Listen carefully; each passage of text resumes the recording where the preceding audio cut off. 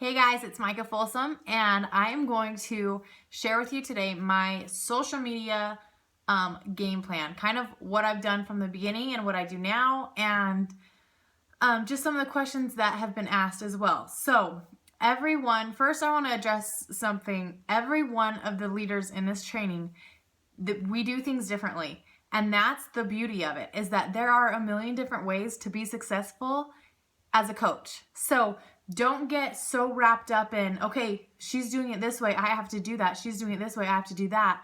You'll get overwhelmed with trying to do what everyone's doing. Just learn and apply the things that work for you or that can work for you. Your strengths and what you're already doing, what you can implement to just up the ante a little bit with what you're doing, or things that you need to start doing that will make a big difference in your business. So, first of all, I have built my business primarily from my personal Facebook page, my Instagram, and my Facebook like page. Now, when I started coaching, my Facebook personal page had maybe like 400 friends. I did not have a fitness like page at all. I didn't start it until probably 3 months into coaching, and my Instagram had maybe like 200 followers. So I really started like from scratch, and the way that I've built a following is just being consistent, posting and sharing my journey every single day since I started. So that's over 2.5 years of posting every single day, pretty much every single day, and sharing my brand and my life and what coaching's done for me and what I love about it. So it's not something that's going to happen overnight, and it's not something that that doesn't take tweaking all the time. Social media, like we all know, is evolving. There's always new things coming out and changes and all these different things. And so you have to just kind of stay up on it. You have to master what you want to be doing, what works for you, and then just really go an inch, what do they say? An inch deep and a mile wide. So you want to really, you don't feel like you have to figure out a little bit of everything. Figure out a couple things and figure them out well. So what I do, I'm just going to explain it. So it's not complex. I'm not super social media advertising savvy. And so maybe some of the stuff I do isn't what you've learned in some of the social media training and whatever. But I'm just going to share what works for me because it's worked. So this is what I do. First of all, I started on my Facebook personal profile, and I posted on that for months before I ever opened my fitness like page. And what I did when I opened, I saw that a like page would be essential because I was going to at some point max out friends on my personal page, and I wanted to keep some spots open on my personal page so that I could keep adding people and growing my network of my target market there. So that was just my preference. I wanted to have a like page to have more options for growth and to promote and to invest in my business as well.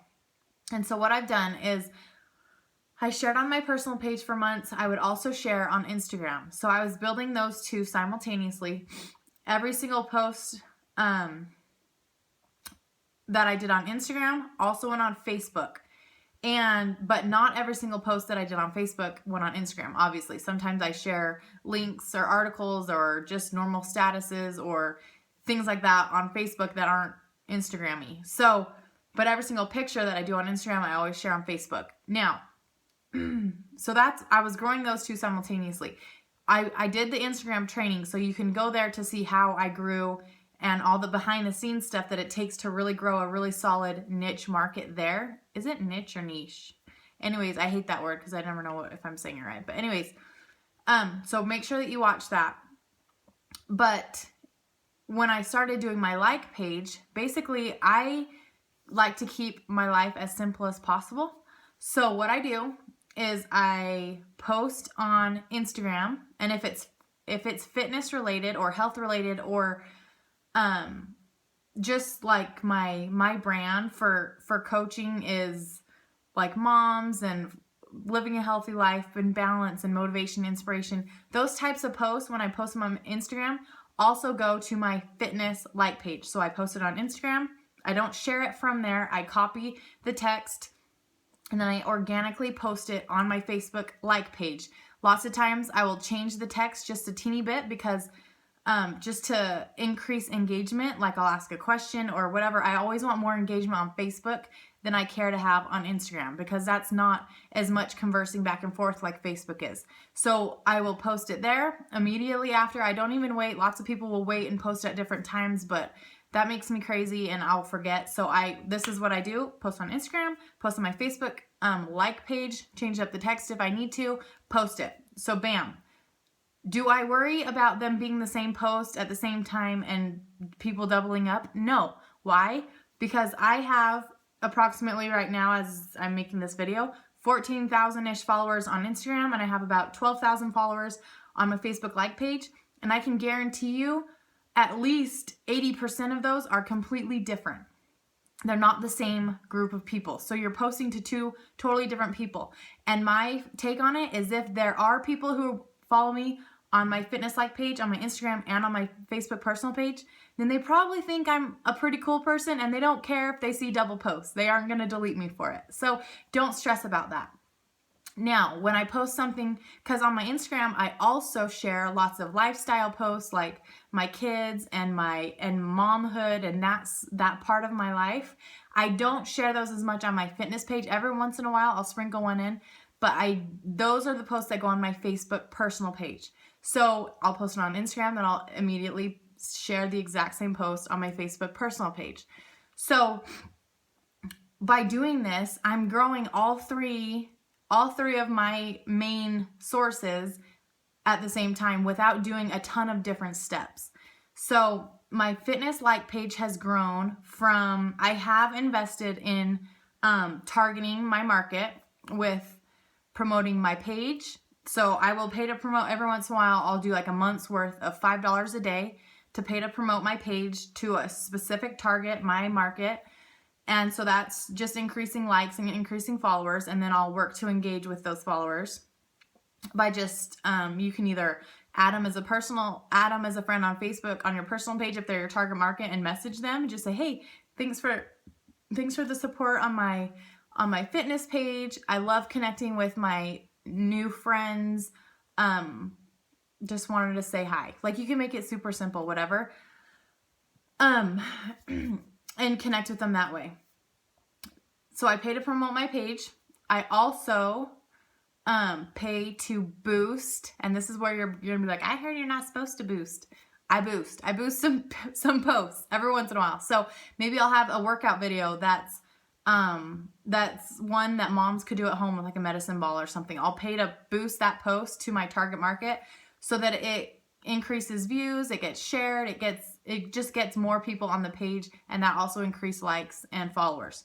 And then I will pay to promote any coaching opportunity posts or any challenge group posts. So I am investing. Lots of you asked, how much are you investing in your business? Blah, blah, how much are you paying?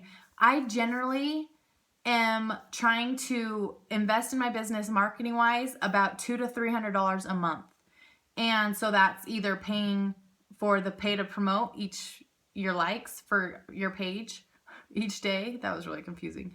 Paying to promote your page, or investing in boosting posts or running ads. See, I haven't even learned how to do ads yet. I've never run a Facebook ad. So I haven't done that yet. That's still something I need to tap into and figure the heck out, because I see ads all the time and I'm like, oh, that looks so good. I need to do that, but I haven't yet.